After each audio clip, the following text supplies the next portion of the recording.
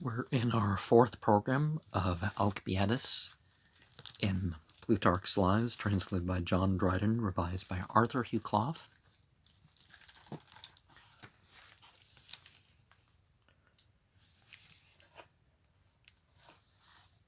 The Spartans, giving him the security he desired,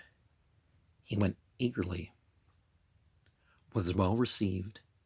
and at his very first coming, succeeded in inducing them, without any further caution or delay, to send aid to the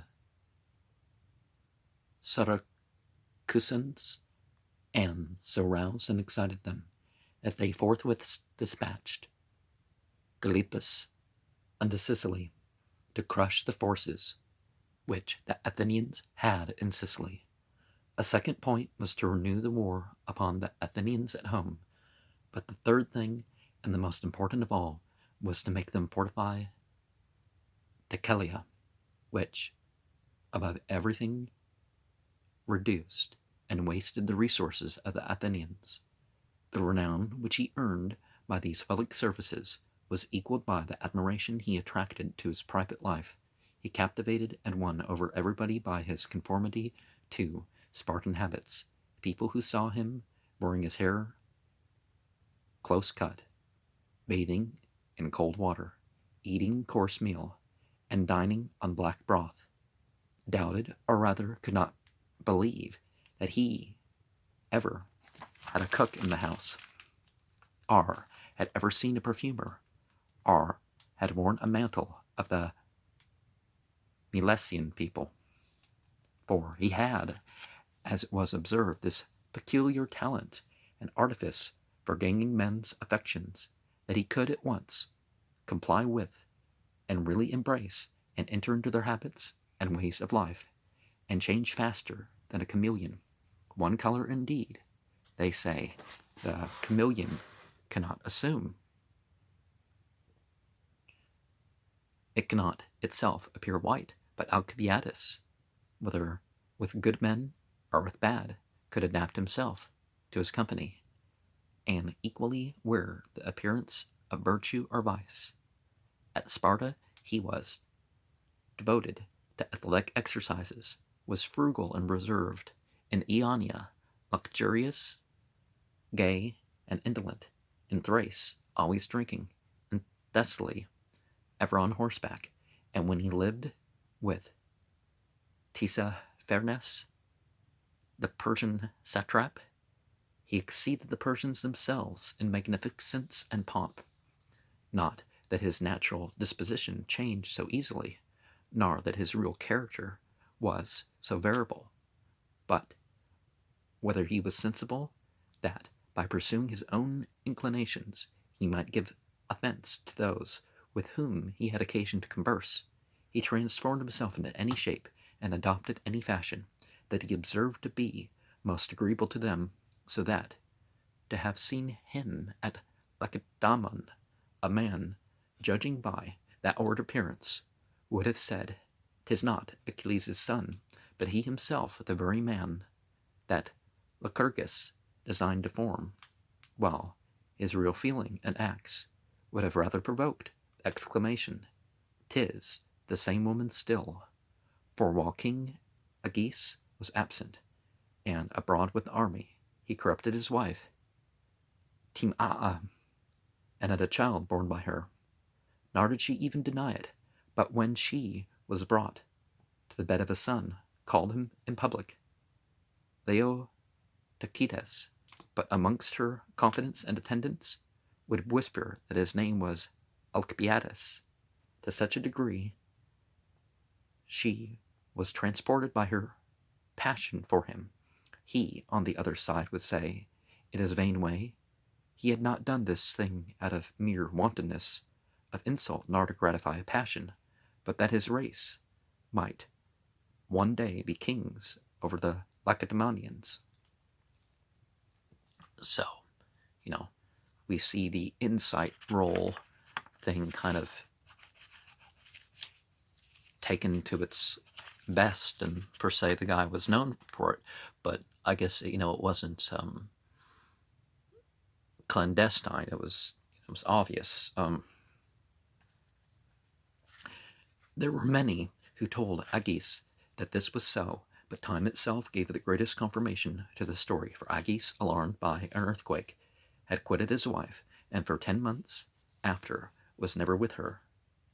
Leotychides, therefore, being born after these 10 months, he would not acknowledge him for his son, which was the reason that afterwards he was not admitted to the succession. And the defeat which the Athenians received at Sicily, ambassadors were dispatched to Sparta at once from Chios and Lesbos and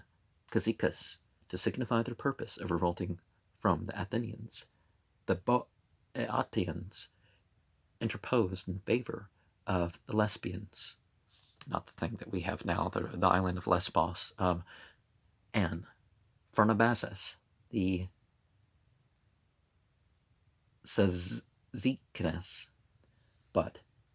the Lacedaemonians, at the persuasion of Alcibiades, chose to assist Chios before all others. He himself also went instantly to sea, procured the immediate revolt of almost all Ionia, and cooperating with the Lacedaemonians generals, the Lacedaemonian generals did great mischief to the Athenians, but Agis was his enemy, hating him for having dishonored his wife, and also impatient of his glory, as almost every enterprise and every success was ascribed to Alcibiades. Others also, the most powerful and ambitious amongst the Spartans, were possessed with jealousy of him, and at last prevailed with the magistrates in the city to send orders into Ionia that he should be killed. Alcibiades, however, had secret intelligence of this, and an apprehension of the result. While he communicated all affairs to the Lacedaemonians, yet took care not to put himself into their power. At last he retired to Tissaphernes, the king of Persia's satrap, for his security, and immediately became the first and most influential person about him. For this barbarian, not being himself sincere, but a lover of guile and wickedness, admired his address and wonderful subtlety, and indeed the charm of daily intercourse with him, communication for the most part, was more than any character could resist, or any disposition escape. Even those who feared and envied him could not but take delight and have a sort of kindness for him when they saw him and were in his company, so that Tissaphernes, otherwise a cruel character, and above all other Persians a hater of the Greeks, was yet so won by the flatteries of Alcibiades that he set himself even to succeed him